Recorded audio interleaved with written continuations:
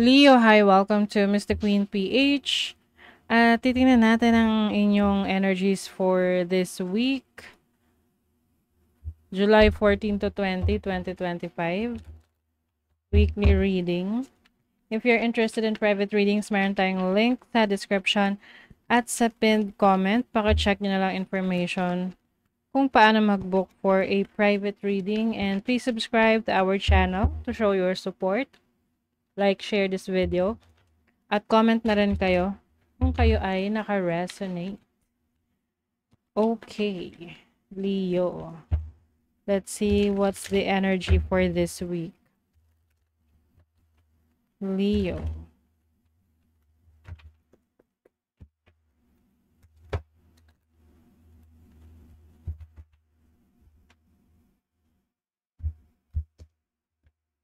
Parang meron kayo matatanggap na importanteng tawag this week. Overall energy, possible challenge, opportunity, blessing. Bottom of the deck is the Star. Wow. You are feeling star or maaring magiging center of attention ka this week. This is also about healing. So maaring kayo ay, kung kayo nagkasakit lately, no?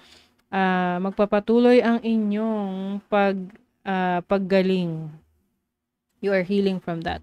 This can be emotional healing, mental healing, physical healing. Yung iba sa inyo kayo ay may pinagpupuyatan. Pwedeng itong pinagpupuyatan nyo ay related sa inyong mga pangarap, yung mga ideas nyo, mga iniisip ninyo. Okay. Maaring meron kayong experience from someone romantically na hindi mo alam kung ano yung totoong intensyon ng taong to sa'yo.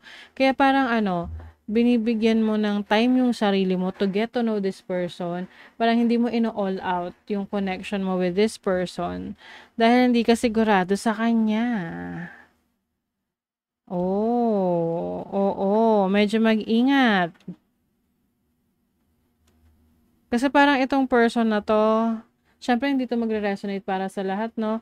But if you are resonating with this, mararamdaman mo kasi yung intention ng tao na to kung totoo.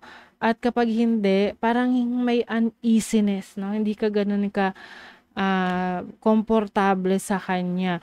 I feel like this person ay meron siyang pinagdaanan na medyo mabigat. Yung tipong can be nanggaling siya sa isang toxic situation, relationship na ngayon parang sa'yo siya nakakakuha ng relief from that experience. So ang kasi dito mahirap is kung makatagpo ka ng taong may pagka-energy vampire. Yung tinatawag nila energy vampire, sila yung parang humihigop ng iyong lakas. Na kapag kasama mo ay ang bilis mo mapagod kahit wala ka namang ginawa. Kahit na nakinig ka lang sa kanya or kasama mo lang siya. May mga ganun eh. So, be careful sa mga ganyang tao. Okay? So, your overall energy is the Eight of Cups.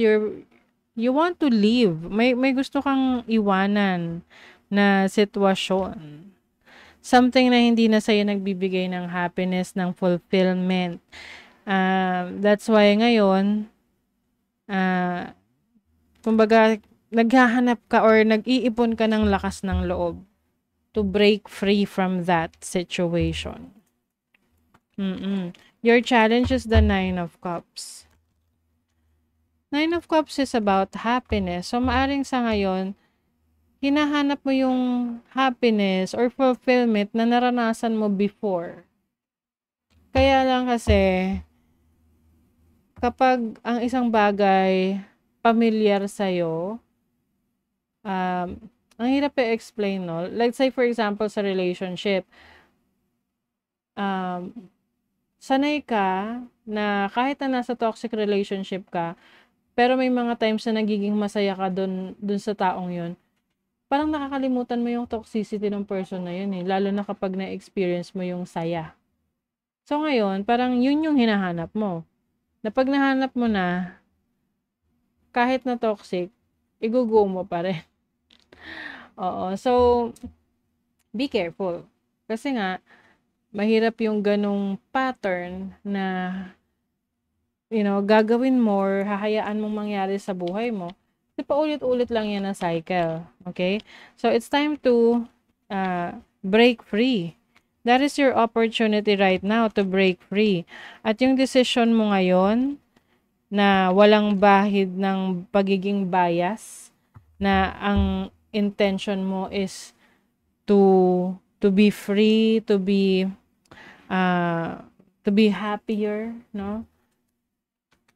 Hindi lang hindi lang dahil may benefits ka sa isang sitwasyon na yan or relationship. So, yun yung magbibigay sa'yo ng blessing. Meron kang major decision na makakapag-decide ka ng best para sa'yo. Kailangan lang dito is makinig ka sa instinct mo, sa intuition mo. Kasi kung hindi mo yun papansinin, maaring magkamali ka sa decision. So, sa money, career, finances, Ace of Swords, may good news na parating. Wow, new beginnings, definitely. Exciting new beginnings for you. Pwedeng yung iba magsisimula magnegosyo, meron kang magandang idea. Yung iba naman, merong communication coming in. Di ba nabanggit ko sa inyo kanina bago tayo magbalasa ng baraha, meron kayong marireceive na tawag, importanteng tawag ngayong week na to. So, maaring yan ay related sa trabaho, career, sa pera, kaperahan, business. See, may communication talaga. But I feel like itong communication na to will also connect sa career mo as a communicator. Pwedeng ikaw ay open sa public speaking, content creator, ganyan. Meron kang talento sa pag-speak up, pag-share ng knowledge mo, ideas. And this is going to bring financial security and financial stability. Pwedeng yan yung career path mo. Or maaring meron kang kailangan kausapin na tao na tutulong sa'yo para ma-achieve mo yung goals mo sa finances mo. Sa love life, ay siya nga. Para talaga ang love life ang problema, no, ng iba sa inyo, Leo. Kasi you have been patient. Kumbaga nagpasensya ka or naghintay ka or parang sinubukan mong magstay sa relationship kahit na ang hirap na para sa'yo. Kasi akala mo tong person na to ay may pagbabago or meron siyang may aambag sa relationship ninyo, but some of you will realize that it's a waste of time. So yung iba, ang iiwanan yung sitwasyon ay yung inyong relationship or connection with someone. Pwede kasing may mga times na maayos yung may chemistry kayo, nagkakaintindihan kayo, but meron siyang loophole. Pwedeng issue ay hindi totoo. Honesty, authenticity, hindi authentic. Pwedeng nagkakaroon ka ng trust issue sa person na to. Kaya nahihirapan ka rin na magstay sa ganitong klaseng sitwasyon. You have to protect your energies. Lalo na kung itong taong to ay dependent sa'yo. May mga bagay na kailangan ka nang i-accept sa buhay mo, mga bagay na hindi mo na kontrolado. To bring balance in your life, kasi maaring sa isang sitwasyon ka lang or bagay na nakafocus, na may iba ka pang dapat bigyan ng attention, na yun dapat yung bigyan mo ng attention.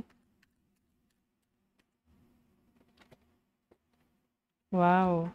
So, yung iba sa inyo, if you are into entertainment, social media, you are very creative, meron kang rewards or awards na matatanggap, you will be recognized.